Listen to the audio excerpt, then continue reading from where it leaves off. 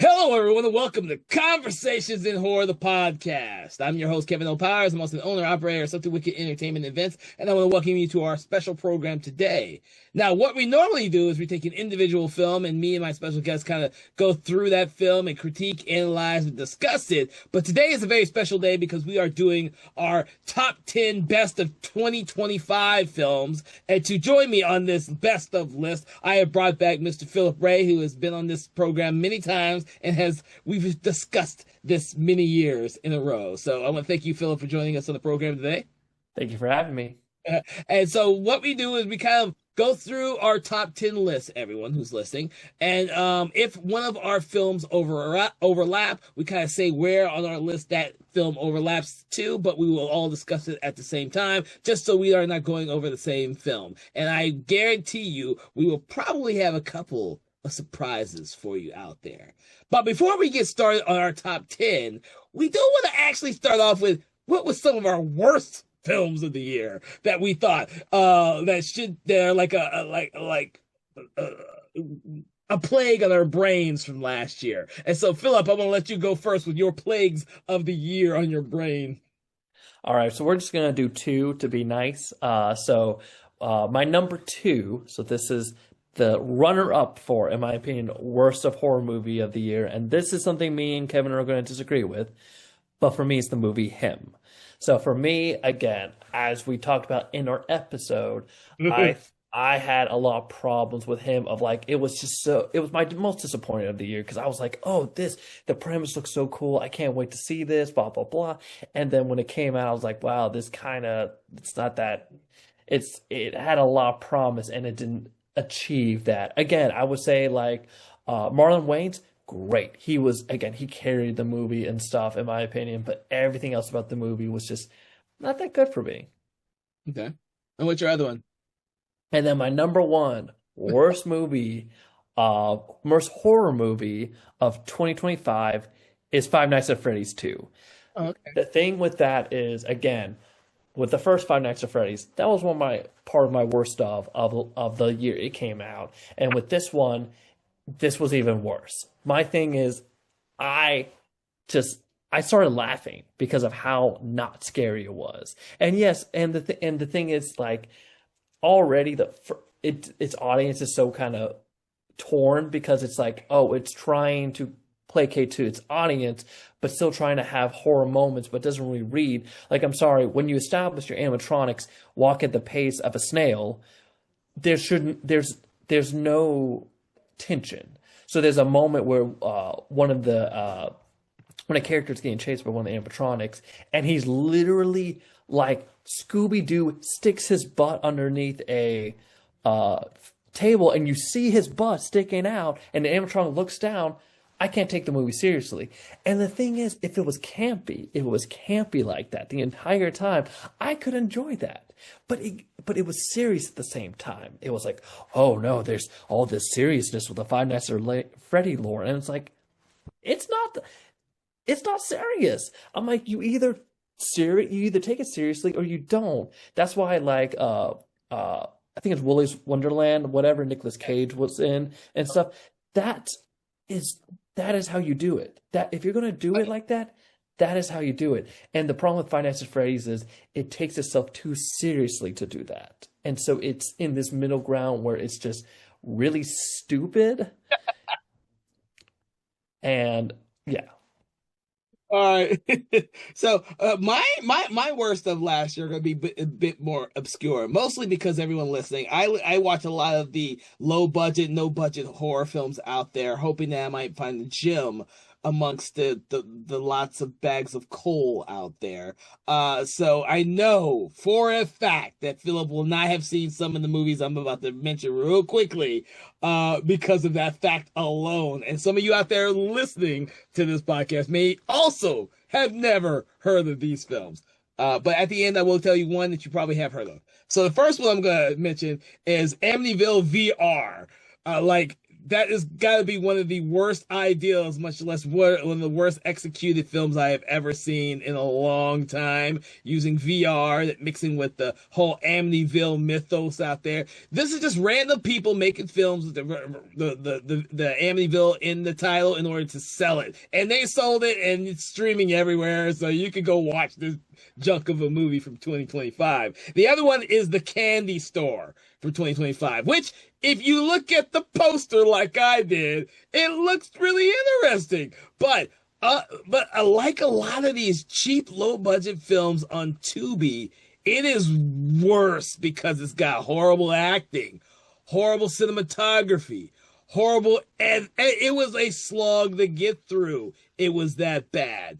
So for some reason, somebody might like this movie, but I thought it was just trash all the way through. But I did like the poster.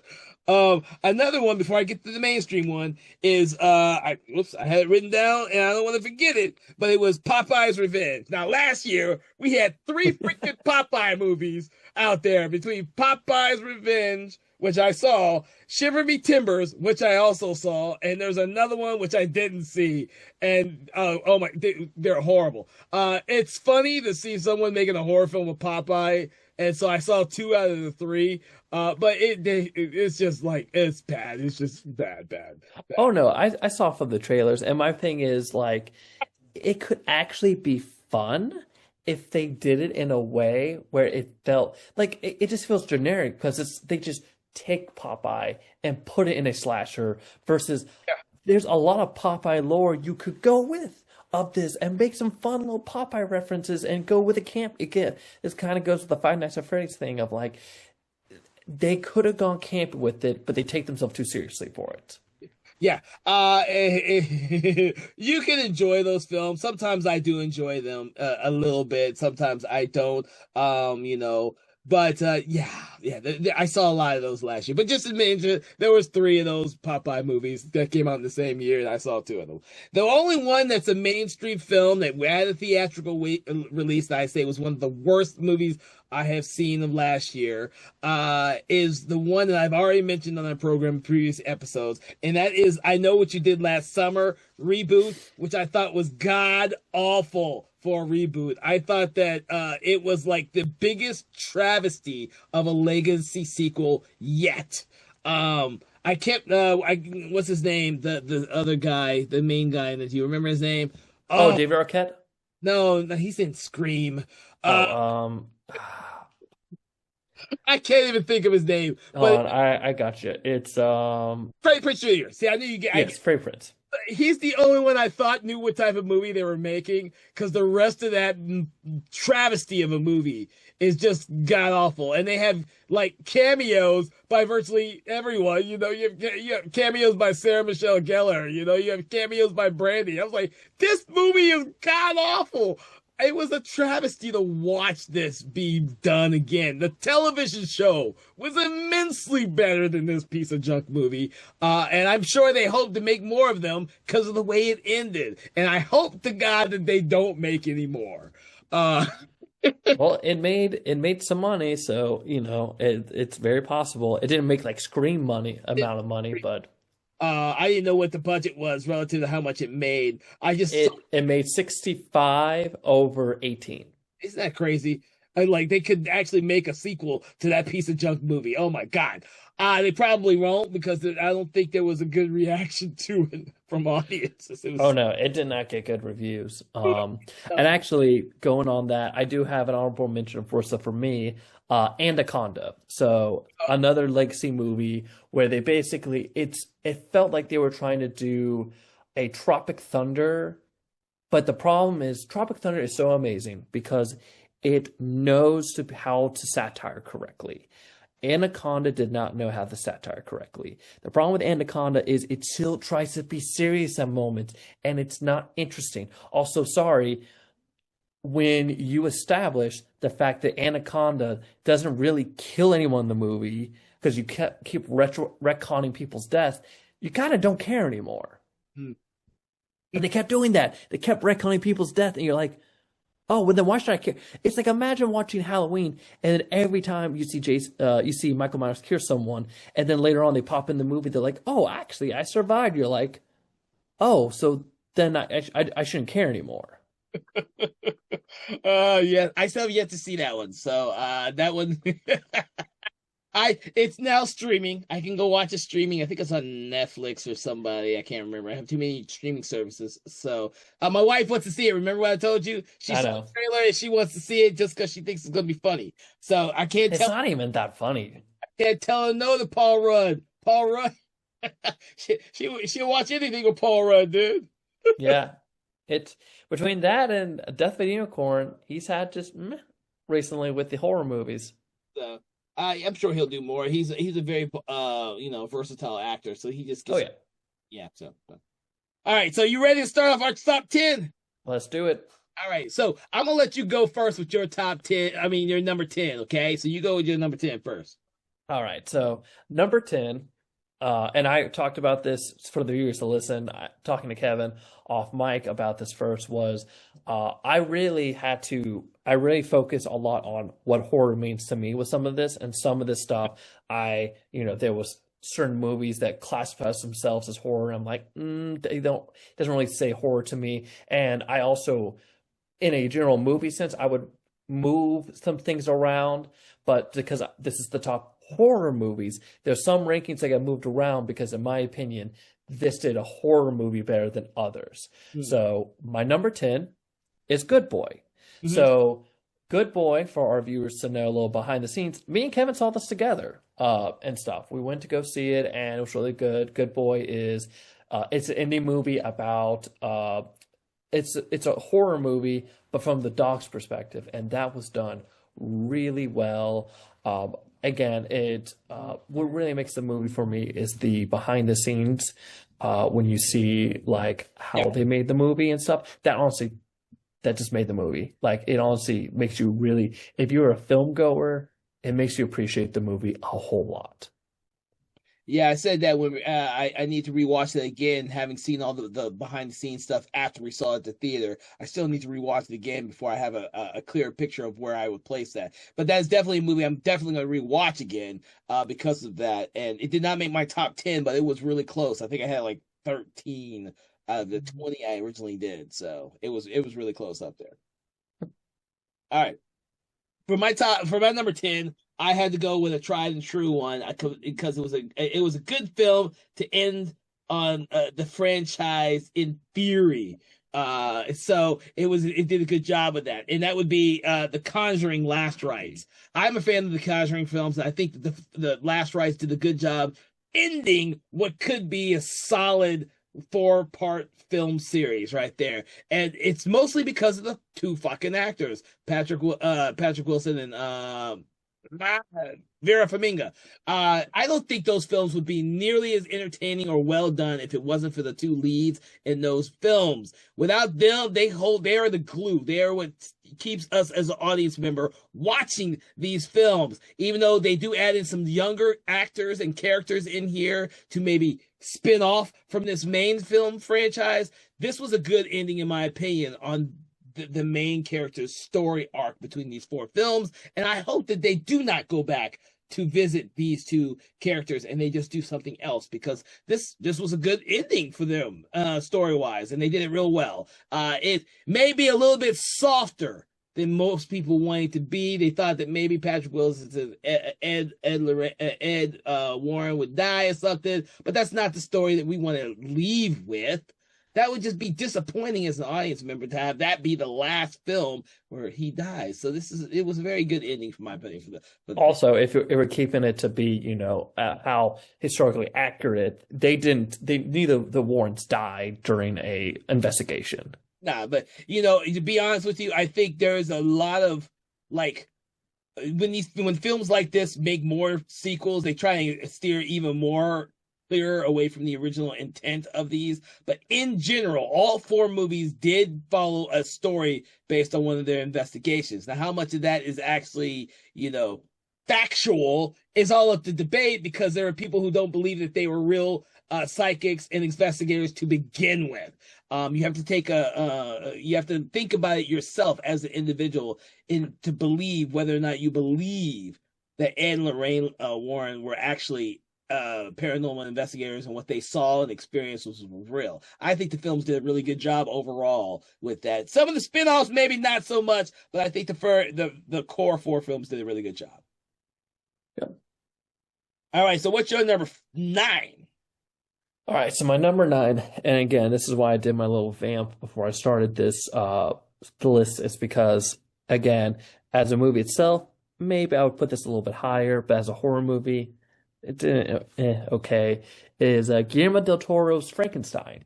So for me, with the Frankenstein stuff, again, Frankenstein and Guillermo del Toro, I mean, again, this is something that's been leading up for him a lot with his filmography, is to finally do Frankenstein because he's such a fan.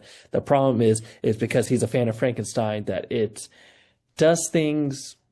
A lot of the changes they make to me, I did not like. There is a love triangle that wasn't in the original thing that they added. Hated it. Again, we add into the whole thing with Del Toro and stuff of making monsters sexy. And this is another one. They try to make Frankenstein sexy. This is an I Frankenstein situation, and that was kind of bad. Like, my thing is like, if you're gonna do Frankenstein, I want an ugly Frankenstein. I'm tired of my sexy Frankensteins. The monster, not Frankenstein. Sorry, yes, the monster. Sorry, I know all the viewers are mad now. Frankenstein's monster, the monster. I'm tired of sexy. I mean, Frankenstein is sexy in this movie too. You got Oscar Isaac. So, what I said is not incorrect. But no, the monster. They make a sexy monster, and I'm tired of that. We see that in I Frankenstein. I'm tired of my sexy monsters. I'm like, it's Frankenstein. Make him grotesque, and they don't do that in this movie. So I put this up on my number 5. It would not get higher than that because I do not think this is one of Guillermo del Toro's best films, but I do think it's one of the best produced films I saw of last. Oh, absolutely.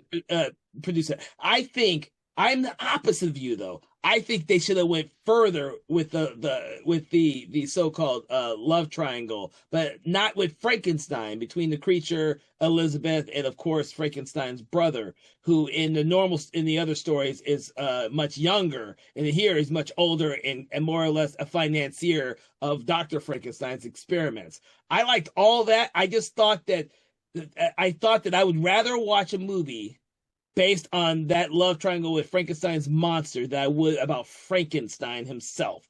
I love Oscar Isaac, but what Guillermo del Toro crafted was a better film for the Frankenstein monster than for Frankenstein. Now, unfortunately, that's how the book is. The book is split. The first half is Frankenstein's story. The second half is Frankenstein's monster. So I can see why he did that. But there are some changes that I thought that he should have actually gone a little bit further, because I know he loves to make beautiful monsters. And he had the opportunity to actually make a Frankenstein movie that would have been the epitome of what his style and storytelling aesthetics were. And I don't think he went all the way. Like, he wanted to be too faithful to the original story and just have his little bits in there. I think he should have gone all the way completely different, and I would have loved it if he had. So that I agree with you. He should have went one or the other. Yes. It felt too much like.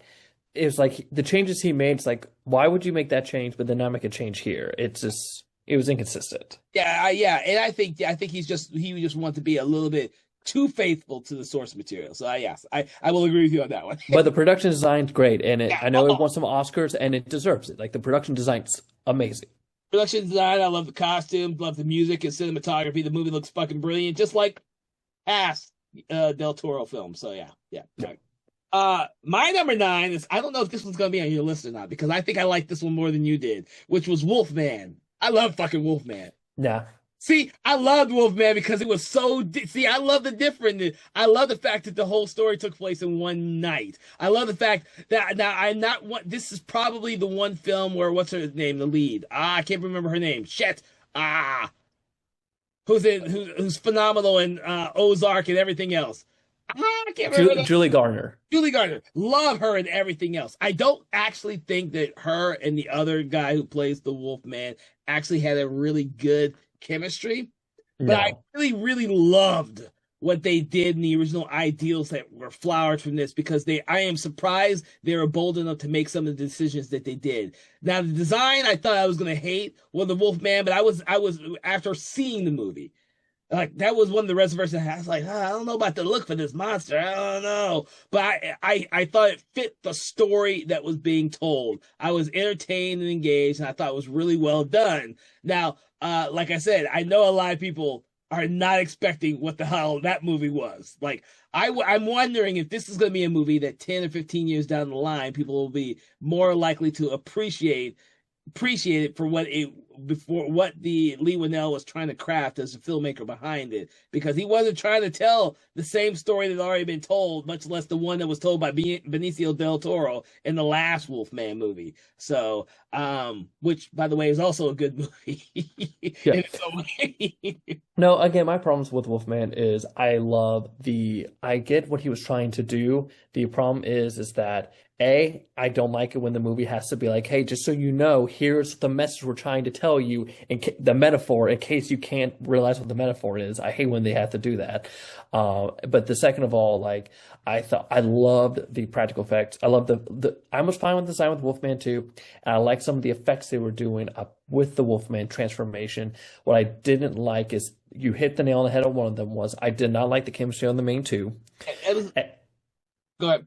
Yeah, it just, if you're making that one of your center points and they don't have good chemistry, then it's just, And then the other thing is, I honestly would have, they did such a great job with the opening sequence. I honestly wanted that to be the movie.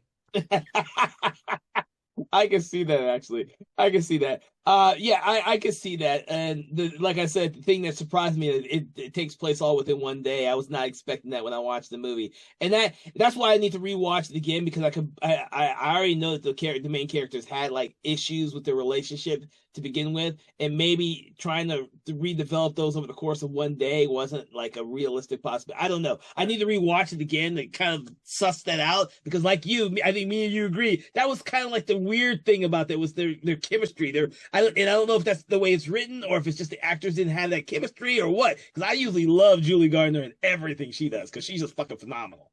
Oh yeah, and don't worry, I'll cover her in another movie later. Okay. All right. So I guess we're on to number 8 now. My number eight film is Until Dawn. So for me, again, with this movie, I really, because I did not play the Until Dawn game, but I did watch the cutscenes. I'm familiar with the Until Dawn and stuff. And again, we talked about this in an episode and stuff. I love the monsters. I love the creatures.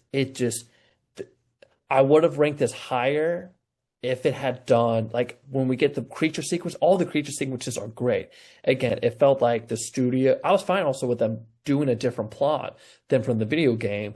It just they needed to. It felt too much like studio interference a little bit about kind of what they wanted to do. But for what we got, again, I love the creatures. I love again the sequence when we kind of go through some of the days. I love that. I wanted more of that. But I was honestly surprised to a point with the movie too. Like, I was not expecting to like it as much as I ended up liking it. I was the same way. It's not on my top 10 list. It is on my. It's within my 20 for the list of 2 and 25. But the thing is, I've never played the game either, and the trailer I did see for it before it came to theater wasn't all that interesting to me. But when I saw it, I had a lot of fun with this movie. I was like perfect. I was like engaged and entertained, and I was there for the movie from beginning to end. It was one of those films where I was like a little surprised at how much I was enjoying the movie, having absolutely no expectations of the movie whatsoever. So I can agree, yeah. But it didn't make my top 10 because as you can already see, everyone or already hear, a lot of my top 10s are obscure references. Hey, it's good. It makes our list different and stuff. So we're not like, oh, yep, there it is on mine. Like, and My- I think we're going to get there. When we get a little closer, we're going to start melding. We only overlapped on Frankenstein so far.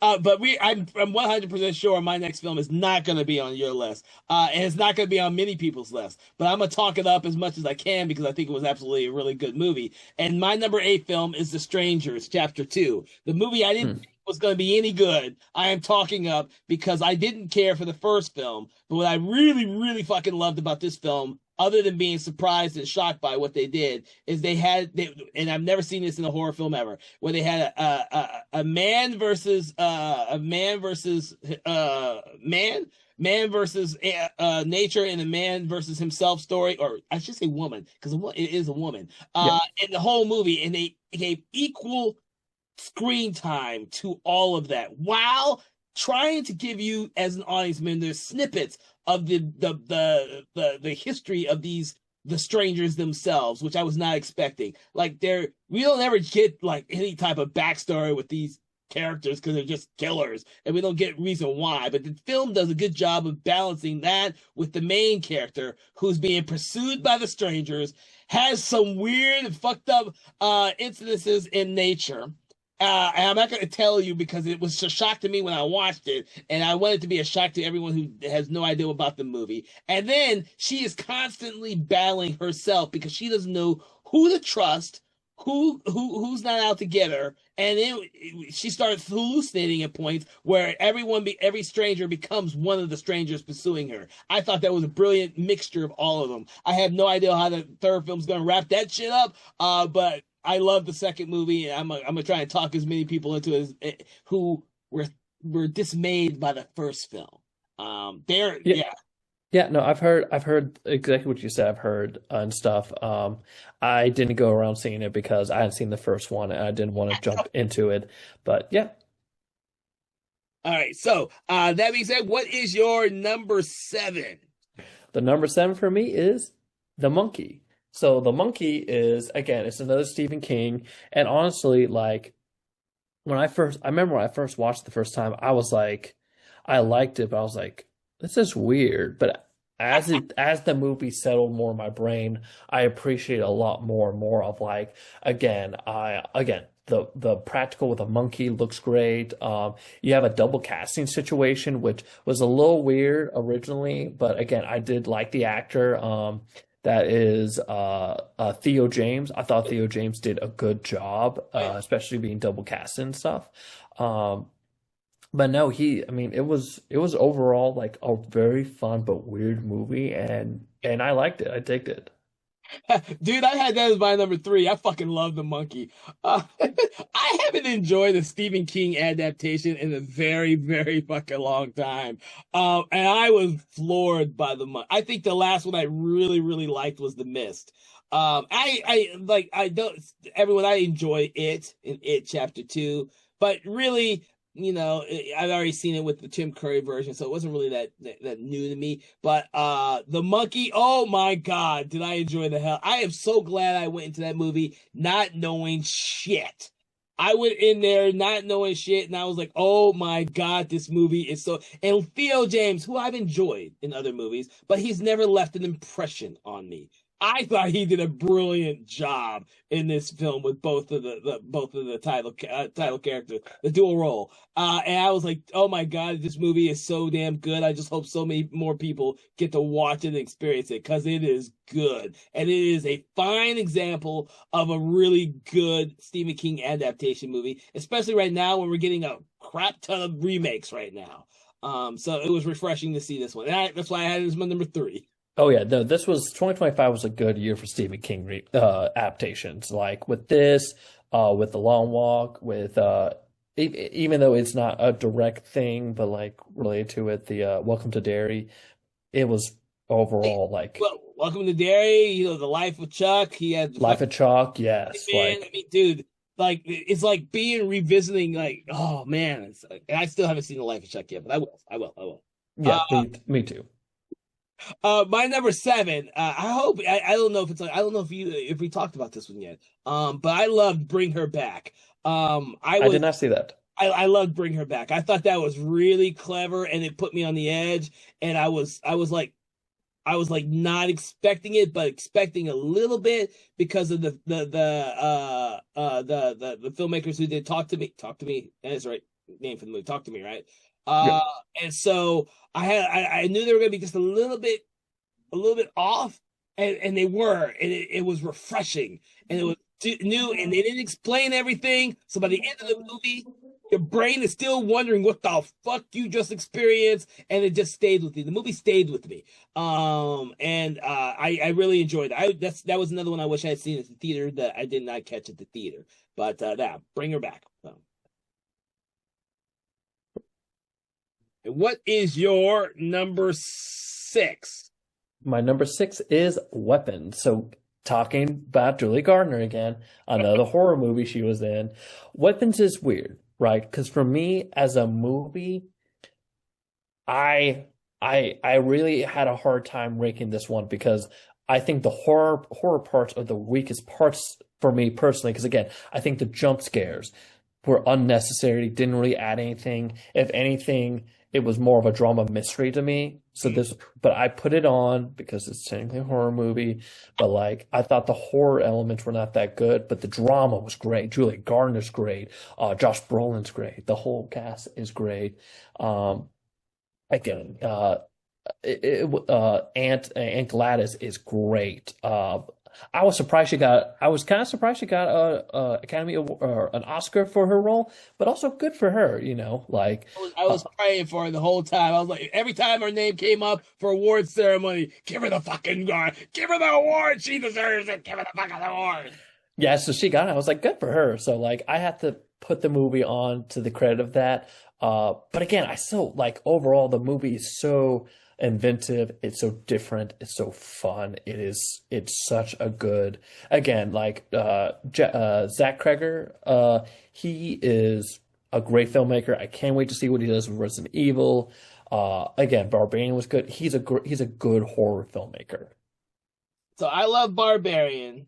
I only generally liked Weapons. I think I had, and we had this conversation in one of our episodes for the program.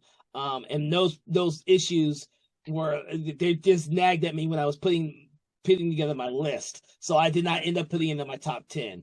A lot of the top 10 that I have, if there's an issue I had with it, it would be the most of them would be like with Wolfman, where I was like, I need to watch it just to see if my interpretations of this relationship really aren't, that good. I just had a problem with the second act for Weapons. I love the last act of Weapons. Josh Brolin, I think, was fucking great. Julie Gardner is, but I think she gets dropped during the second act, which is a detriment to the movie overall. And I know that's part of the format of the movie, but I think this, for me, in this film, I think that formatting is what hurts it for me. Yeah.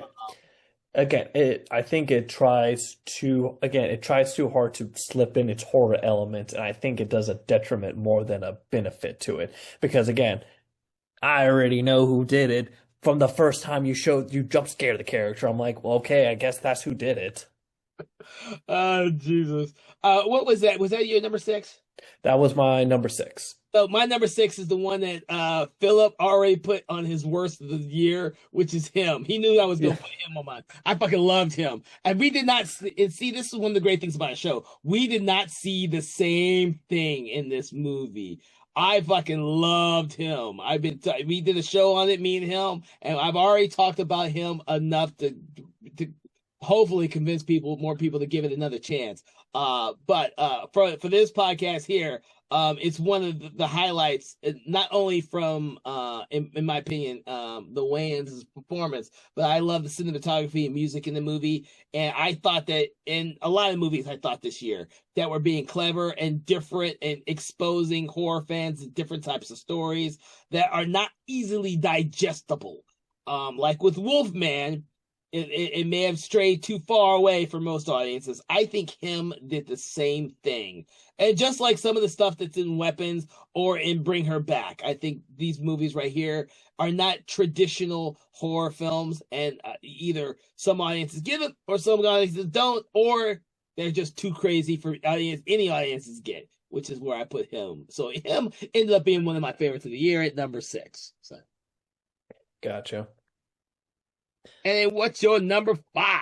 All right, we're in the top five. So my number five starting out is Hard Eyes.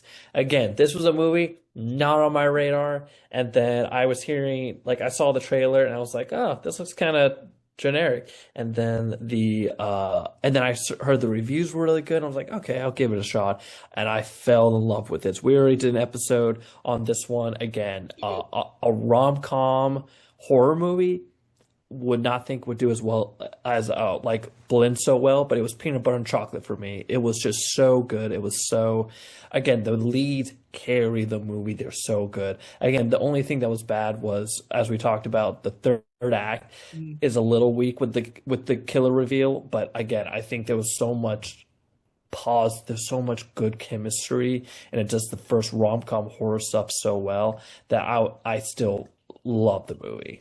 Yeah, I'm glad that you had me rewatch the movie because I must, like I think I told everyone in the episode that we did Hard Eyes that I guess the first time I watched the movie I just was not getting it.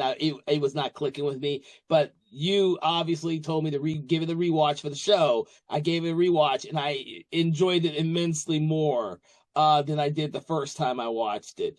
So that almost made my top 10 actually. That almost made my top 10. It didn't though because there were so many other movies that I wanted to put on the list that I knew you weren't going to put on the list. But I was pretty sure you're going to put that one on there because we've talked about that one. But that almost made it. I think that was like my 12 or 13. If we had done 15, you would be hearing me talk about Hard Eyes. So, that being said, my number 5 we've already discussed, which was Frankenstein. So we're gonna go right back to you on your number 4. Right, my number 4, and it's a movie. I might be wrong. You may not have seen it. I hope you did, and I hope it's on your list. It's Together. Together is a great movie. The premise is basically about this couple who drink something and or exposed to something, and their bodies start to merge together, and there's a lot of allegories about marriage and stuff because they're a couple that's going through rough times. And body horror wise, if you're a body horror fan, it's fantastic. It is skin crawling. I mean, you can imagine the ideas of people's bodies, and it's just done so well. Dave Franco and Alison Brie play the couple who are real life couples, and they do such a good job of making you feel for the couple and stuff. They have great chemistry, obviously, because they're married, and it's just such a good movie, and definitely, like, if you haven't seen it, I highly recommend it. I have not seen it. It's still on my list, and we've talked about this many times already. I need to watch it. I still need to watch this one. So I did not see this one. So that's unfortunate. I really wanted to watch it. My number 4, I don't know if it's going to be on yours, but it's one of the most fun movies of last year, and that was Final Destination: Bloodlines. That's my number 3. Dude, I am not a Final Destination fan. I like the first Final Destination. I can watch the second one. After that, and before we did them for the show last year for our franchise month, I hadn't gone back and rewatched any of these movies since they was originally released. But the reason why we did them last year is because Bloodlines came out, and I fucking loved Bloodlines. Like, that is how you do a goddamn sequel. And this is a long-running series. Like, this isn't number 2 and number 3. What is this, number 6 or 7 fucking movies in? And they're kicking it out of the park with like a fucking home run. I was like, oh my God, this is how you make a sequel. It was fucking brilliant. It's a movie that, yep, this is my number 3. It took a franchise and put it on its head in the best way because it takes all these moments and made them more comedic, but it's still intimidating. It's still intimidating. Oh, yeah. And if you want the gory kills, you still get it, but it also is funny, and it does the funny great. And again, and we got to mention Tony Todd again. We mentioned this in the episode, but Tony Todd's scene is just so gut wrenching, especially if you know what happens, and it's such a good scene. It's such a good scene. I am so glad I've seen every Final Destination movie at the theater when they came out. A lot of them, I think I saw. I can't remember if this one. I think I saw this one in 3D too. So I've seen like all of them that came out in 3D. Just my sister loves these movies. She loves these movies, like loves. This is why I've seen them all. That doesn't mean I'm gonna go back and rewatch them. I've just seen them all. So I can watch the first, second, and this one. But my order would be the first, this one, then the second one. Second one has the car wreck scene with the logs, and I still think that's one of the best fucking opening sequences of any of these movies. So, but yes, that ended up being my number. What I say, number 4. So Yeah. your number 3 is Final Destination. So what is my number 3? You gotta make me go back to my list now. Oh my God, where's my number 3? Oh, we already talked about my number 3, which was The Monkey. So we are down to number 2. Number 2. So we're the bomb 2. Now this is hard. Was very hard for me with my 2 and 1 because there are parts of both that are really good. But my number 2, just by smidgen, was Sinners. So Sinners is, again, me had an episode about this. I know we have different opinions of it, but generally, again, Sinners is a really good movie. Even though it is at the end of the day just another, it's oh gosh, what is the Tarantino movie? From Dusk Till Dawn. From Dusk Till Dawn. It is just Dusk Till Dawn, but taking that away, you got Michael B. Jordan doing a dual role. This was another year, a weird year of dual roles. But you got Michael B. Jordan doing a dual role. He deserved the Oscar he got for that. He did such a great job. Just the cast, hands down, was done great. The music was fantastic. Like this, watching this in Dolby for the big musical number. Oh my gosh, it was one of the moments that I'm just like, I'm glad I'm watching this in Dolby. It was so good. The vampire parts are the weakest part of the movie, but it's still generally done well. And I understand what Coogler was doing, but this is, even though it is Dusk Till Dawn, it still feels so original at the same time. And the set design, all of it was so good that I still greatly enjoyed the movie. So, we've discussed this in a previous episode about Sinners. I've generally loved the first 2/3 of the movie, and I did not care at all for the third half of the Act 3 of this movie at all. And plus, I didn't like a lot of the logic in the movie in terms of the vampires and what they could and couldn't do. The only thing I really loved about the ending of this movie is that Buddy Guy comes in, because we all know Buddy Guy is one of my favorite musicians. Like it was totally worth if I was Michael B. Jordan. Ryan Coogler, I would definitely make this fucking movie just to fucking have a scene with Buddy Guy. I briefly met him because I'd done a show of his here in Atlanta, Georgia, but that was just me being a geeking out as a techie on stage while he's over there playing his heart out. It's the greatest experience ever.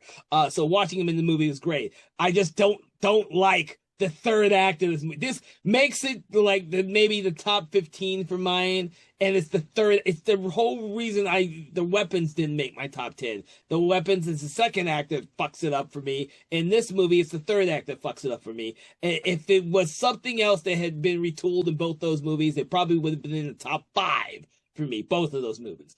But because of that, they didn't make the top 10 for me, but I can see why so many people do. And that's because I've seen so many damn movies and reference points that it kind of clouds my opinion sometimes. I think that with time, I think I will enjoy Sinners more. So that's what I'm hoping anyways. All right. So with my number 2, I went with the odd animated movie, and that is Predator, Killer of Killers. I was not expecting that to be as good as it was. To be honest with you, I kind of written off the Predator franchise. But when Dan Trachtenberg, who did Prey, obviously a fucking another brilliant movie, decided to do an animated version, I was like, shit, I don't know about this. But because it was animated, he was able to do a lot of blood, gore, everything in that fucking movie, and it pays off beautifully because for the first time, we get a really good glimpse of the Yalta's world and kind of like the way that they operate. And I think that's part of what has made Trachtenberg's Predator movies immediately brilliant. I would have put Predator Badlands on here, but I see that more as a sci-fi adventure film than I did a horror film. This one's gory as shit. There's people getting killed left and right in this movie. This definitely belongs in a horror film. But that, you know, because that's Predator. I love Predator Badlands. I don't see it as a horror movie. It's more of a sci-fi for me, sci-fi action, and so that's why for me personally, I didn't put because oh, trust me, if I included that as a horror movie, that would have been on this list. But for me personally, I didn't count it as a horror movie. So that's the only reason it's not on my list. But yes, everything you said is completely correct.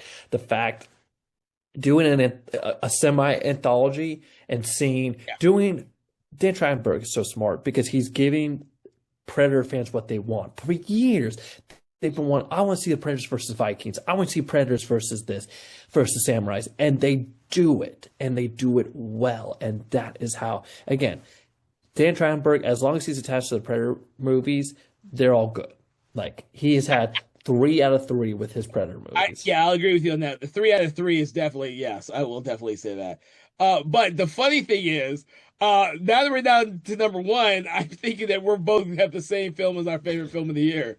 We're gonna see. This was another hard one. I had to long debate if this is a horror movie, and technically it's categorized as a horror movie, and that's The Long Walk. Yep. So we've done an episode about The Long Walk. We both talked about how much we love the movie.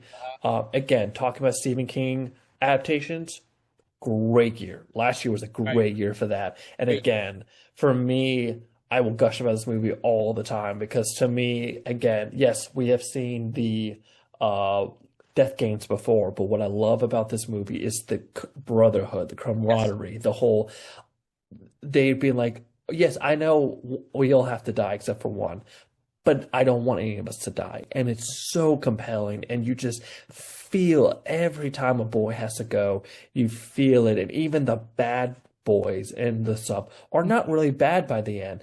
No, everyone has so many dimensions to them. Again, the cast was great. I was so annoyed that they didn't get any references to the Oscars and stuff. Like even here.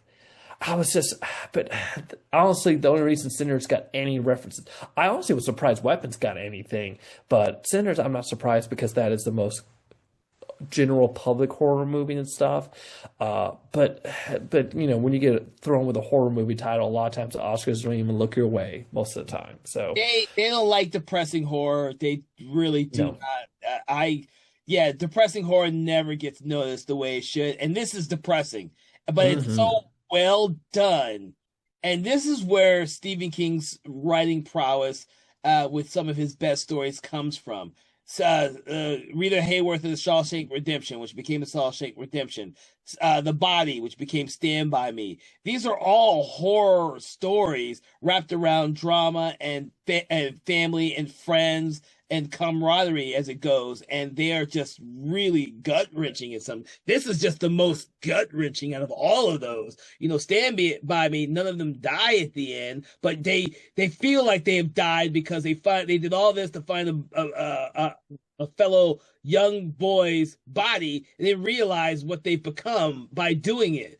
You know, and then of course Shawshank Redemption, you have this great relationship between all these inmates, but you also see them die. You also see them mistreated by the system, and you know it's heart wrenching. And this one, oh my God, when you know from the start of the movie, you know that the concept is one will live, everyone else will die, and as an audience member, you just want there to be an out. You want there to be an out. But by the time you get to the end, it's just pulled on all the strings in you.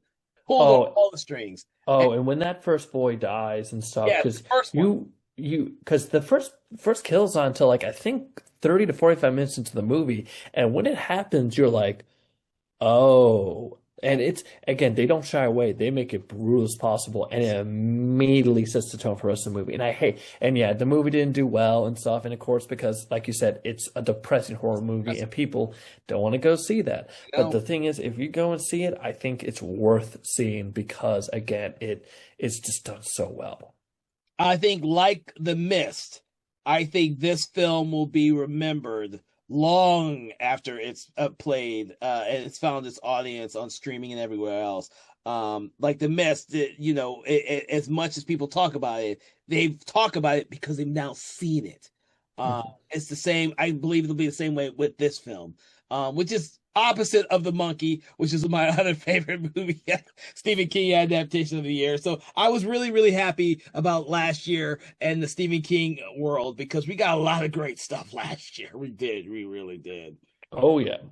But therefore, that ends our top 10 of 2025. But before we go, we do want to first say a couple films that may have made the cut if it had been a little bit better. Now, I'm not going to mention Weapons and Sinners that were also, or Hard Eyes, because Philip's already mentioned that. But Philip, is there any other films that you want to say, or I will go straight to some of mine?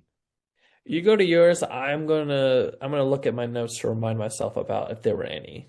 Okay, so I'm going to only name a few of them, and for the reasons being. Now, I had a blast and a fun time watching Clown in the Cornfield. That should not be an enjoyable movie. It really should not be an enjoyable movie at all. But by the time you get to the big reveal at the end, it's like, oh my God. Oh shit, this should have happened the way it is. And it's a gory movie. I don't know what to expect. I never read the book. Someone told me I should go see it. I went to go see it, and I was like, "Oh my God, this movie's so much fun!" And it shouldn't really be that fun. Another one which may border on the thriller side of a horror was Drop. I really enjoyed Drop.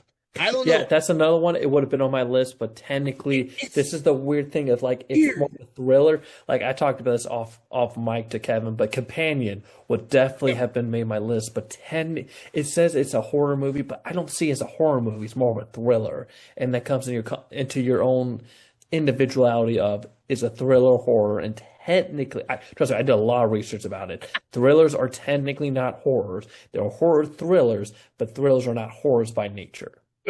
Yeah, a lot of people included Drop on their list of horror, so I did too before I had seen it. But when I actually did see it to kind of collate all the horror films from last year, I ended up really liking it when I don't even remember when it came out. I know it came out, but it didn't do much for me. And we already talked about Good Boy, so I don't want to mention that one again.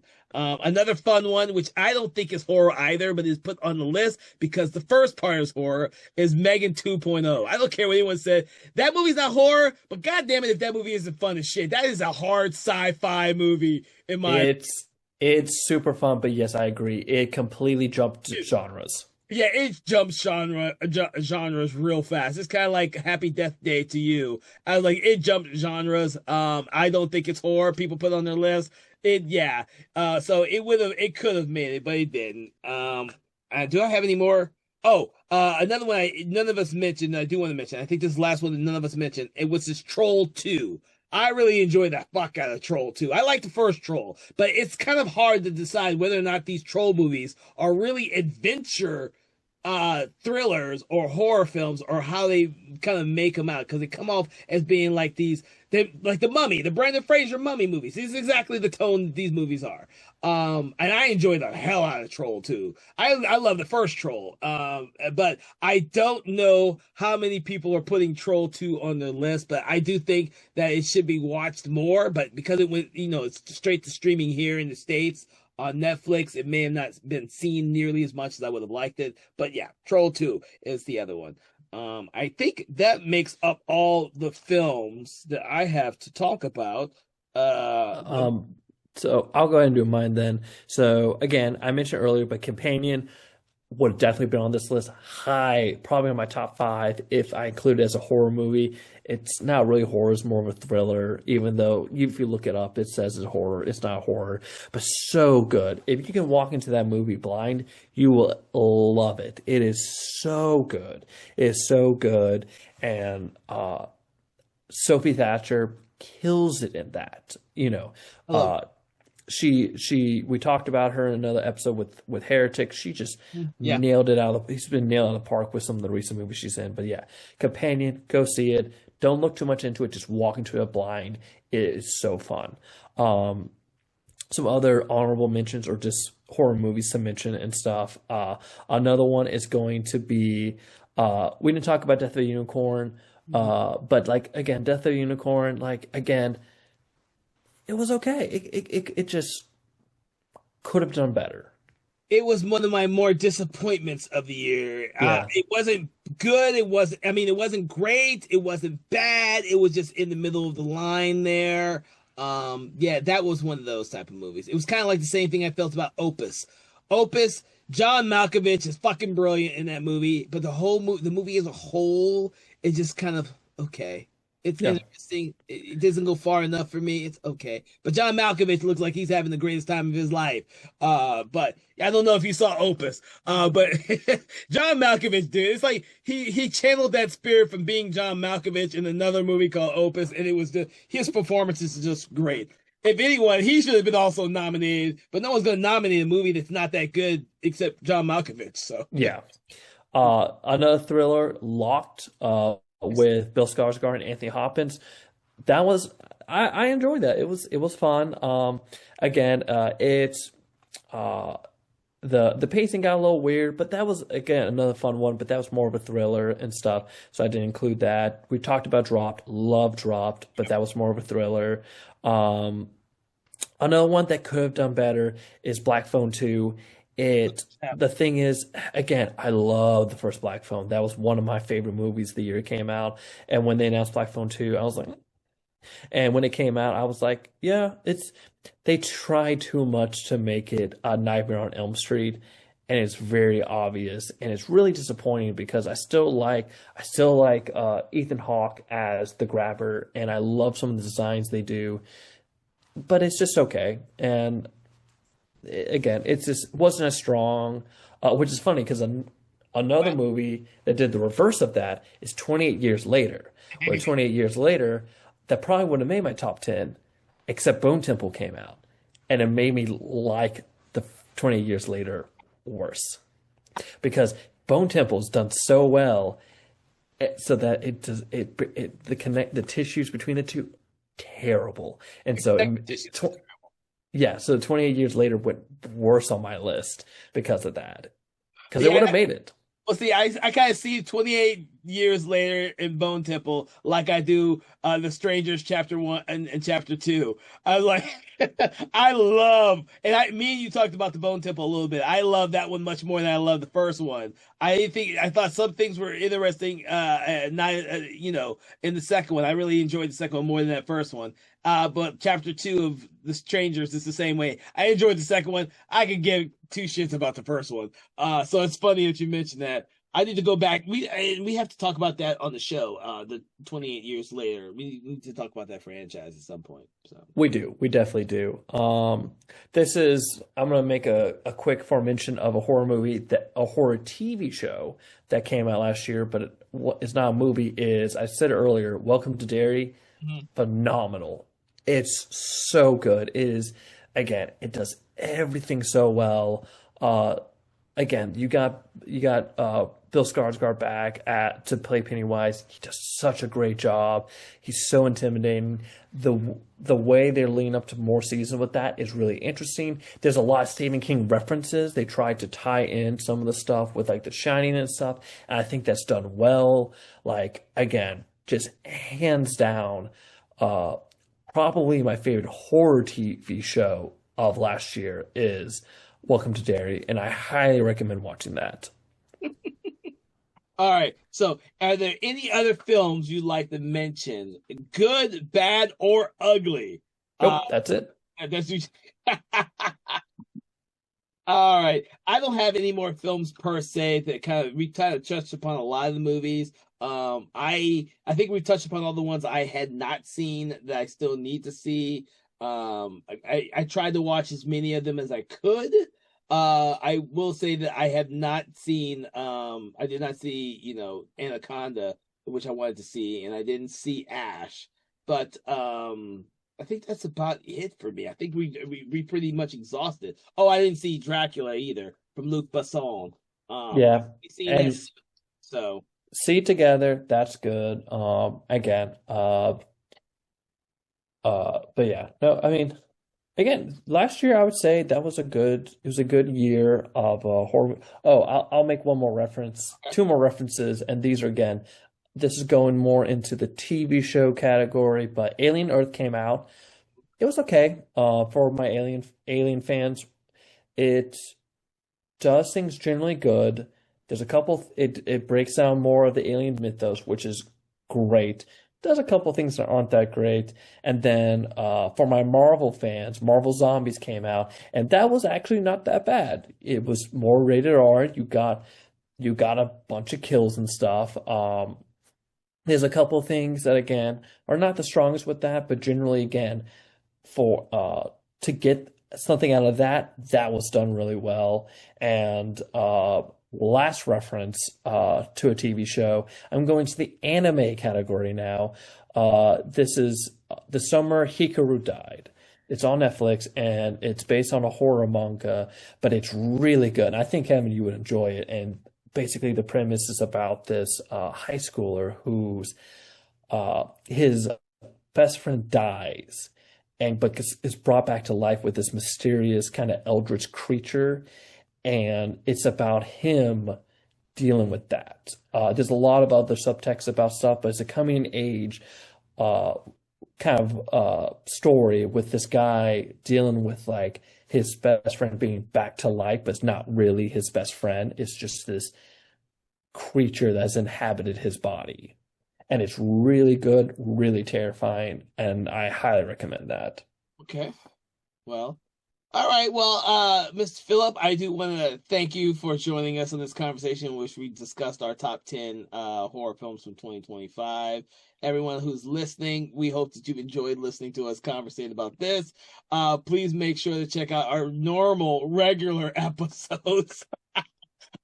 Which are every Wednesday at 8 a.m. We do have special themed episodes that come out on Mondays, but that is different from every month. And some months we don't actually do themed episodes. But please make sure to like, follow, share, do that thing you do with your favorite podcast, your favorite podcast app, Spotify or YouTube. And please make sure to check out our other podcast, Conversations in Hammer Studio Horrors, which delves into the amazing oeuvre of films from Hammer Studios in the 60s, 70s, and 80s. If you are a classic horror film lover, you're going to love that one. From all of us here, Something Wicked Entertainment, I do want to wish you a great day. And hopefully, after listening to us talk about this, you'll go out there and make your own best of 2025 horror films and then post it. Please make sure to leave comments to us because we'd love to hear what you think was some of your favorite films of 2025. From all of us here at Something Wicked Entertainment, have a pleasant day, and we will see you on the next episode. Conversations in Horror is a Broken Lighthouse Pictures production, written, produced, and directed by Kevin L. Powers, executive producer Kelly A. Inoka. All contents and material from this episode of Conversations in Horror is copyright 2025 Broken Lighthouse Pictures.